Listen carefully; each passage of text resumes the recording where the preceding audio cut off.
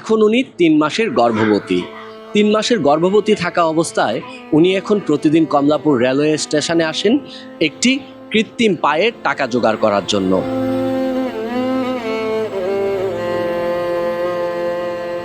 এক হাত নেই, এক পা নেই, তবুও জীবন থেমে নেই পিঙ্কি আক্তারের। 3 মাসের অন্তঃসত্ত্বা এই নারী প্রতিদিন সংগ্রাম করে যাচ্ছেন নিজের জন্য, পরিবারের জন্য। পা নাই, এক হাত নাই, তারপরে আর এক পাও ভেঙে গেছে গা।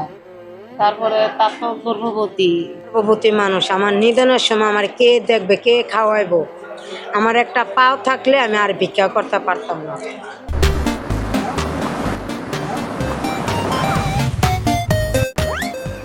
বহু বছর আগে ট্রেনে উঠতে গিয়ে এক যাত্রীর ধাক্কায় রেল লাইনে পড়ে যান পিঙ্কি। ভয়াবহ সেই দুর্ঘটনায় হারান একটি হাত, একটি পা।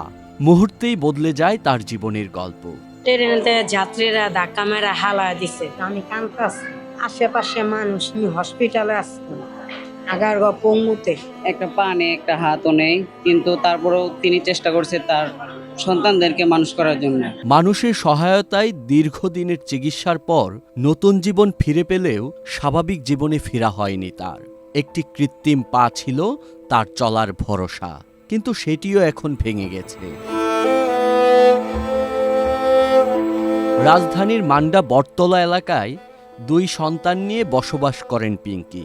প্রথম স্বামীর মৃত্যুর পর রিকশা চালক রুবেল মিয়াকে বিয়ে করেন তিনি।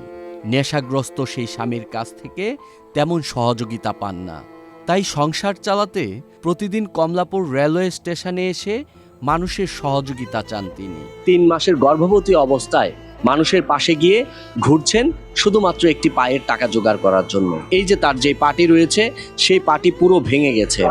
ভেঙে যাওয়ার কারণে এখন স্বাভাবিকভাবে তার চলাফেরা করতে কষ্ট হচ্ছে। স্টেশনে আসা অনেক যাত্রী তার কষ্টের কথা শুনে সাহায্যের হাত বাড়িয়ে দেন।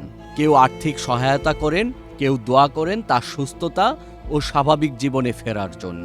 যাদের একটু সম্পদ আছে বা যাদের একটু টাকা পয়সা আছে, এই পিঙ্কির পাশে যদি দাঁড়ায় বা ওনার যদি একটি কৃত্রিম পা যদি হয়, তাহলে উনি হয়তো একটু ভালোভাবে চলতে পারবে। পিঙ্কির এখন একটাই স্বপ্ন, নতুন একটি কৃত্রিম পা।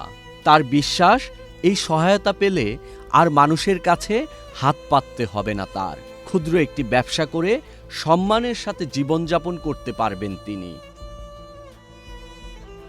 হাবিবুর রহমান, হানিফ, বাংলাদেশ প্রতিদিন।